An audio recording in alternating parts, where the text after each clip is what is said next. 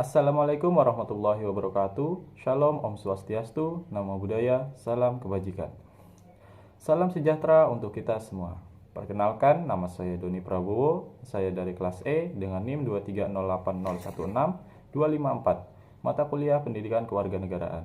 Saya berasal dari Fakultas Hukum Universitas Mula Warman. Baik, pada kesempatan kali ini saya akan sedikit menjelaskan tentang demokrasi. Sebelumnya, apa itu demokrasi?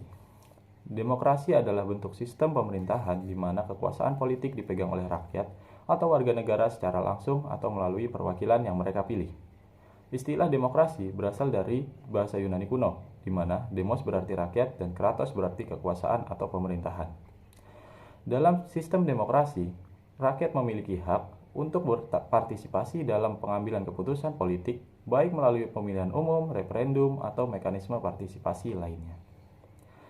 Prinsip dasar demokrasi adalah kedaulatan rakyat, di mana pemerintahan dijalankan sesuai dengan kehendak mayoritas dengan menghormati hak-hak minoritas. Demokrasi menurut beberapa ahli. Yang kesatu ada Plato. Plato pernah menyampaikan gagasan mengenai demokrasi. Plato adalah seorang filsuf Yunani kuno. Plato memiliki pandangan skeptis terhadap demokrasi. Menurutnya, demokrasi cenderung mengarah pada anarki dan penuh dengan kerusuhan politik. Dia percaya bahwa demokrasi bisa diambil alih oleh pemimpin populis yang tidak berkompeten dan tidak bertanggung jawab. Yang kedua ada Aristoteles. Selain Plato, Aristoteles juga berargumen demokrasi. Aristoteles seorang filsuf Yunani lainnya. Ia menganggap demokrasi sebagai salah satu bentuk yang baik dari pemerintahan, tetapi dia juga mengakui resikonya. Baginya, demokrasi yang stabil harus didasarkan pada hukum dan dilengkapi dengan mekanisme pengimbang kekuasaan yang mencegah penyalahgunaan oleh mayoritas. Selanjutnya, saya akan sedikit membahas tentang isu politik, yaitu salah satu pelanggaran demokrasi yang masih sering terjadi di Indonesia. Kelompok politisi muda lintas partai menggelar diskusi publik untuk membahas isu-isu penting tentang pemilu. Forum Politisi Muda Indonesia atau FPMI menilai potensi kecurangan dalam pemilu 2024 akan besar, terutama terkait politik uang. Untuk melawan politik uang, FPMI yang anggotanya lintas partai selama ini melawannya dengan politik program, sehingga mereka dapat terpilih sebagai anggota legislatif. Namun hal ini diakui bukan sesuatu yang mudah untuk dilakukan oleh para caleg FPMI yang akan kembali maju pada 2024 mendatang. Di sini saya akan mengangkat sebuah kasus. Caleg Gerindra di Nias ditangkap dengan uang sejumlah 60 juta rupiah. Ya, sehat Bang Dah? Sehat. Waduh, kemarin ku tengok Bang Dah jalan sama anak cantik kali anak Bang Dah. Itu istri aku, ya. Jangan kurang ajar. Oh, kirain anak aku Bang laki. Dah. Oh, anak laki, udah nggak perempuan lagi ya? Enggak. Ini nih Bang Dah. Ya. Ini kan tahun 2019 nih Bang Dah. Oh iya. Aku rencana mau nyalon. Kau botak nggak ada rambut aja nyalon kau.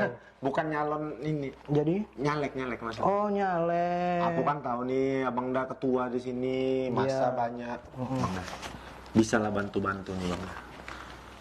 Apa ini? Bantu-bantu buat suara.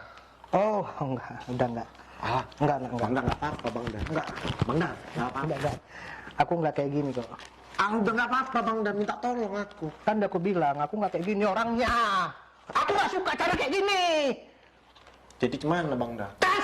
Polres Nias juga melakukan OTT terhadap seorang calon anggota legislatif DPRD Sumatera Utara dari Partai Gerindra yang juga merupakan tim pemenangan calon presiden nomor urut 2 di Pulau Nias berinisial DRG Selasa 16 April 2019. Selain DRG, polisi juga menangkap 3 orang pelaku lainnya yaitu MH, KT, dan FL.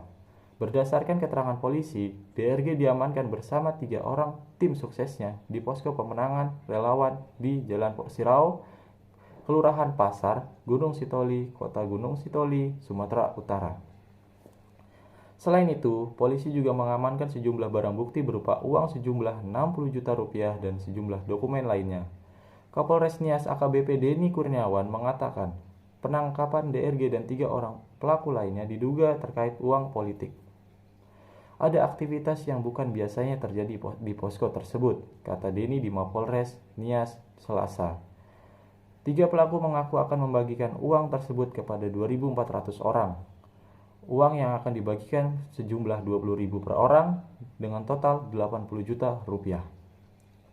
Adapun uang sejumlah 12 juta rupiah rencananya diberikan untuk uang bensin tim yang bekerja di lapangan.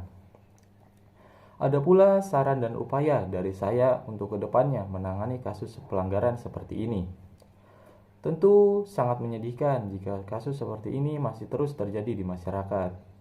Untuk menangani kasus seperti ini, terutama dalam konteks politik, diperlukan upaya yang serius dan terkoordinasi.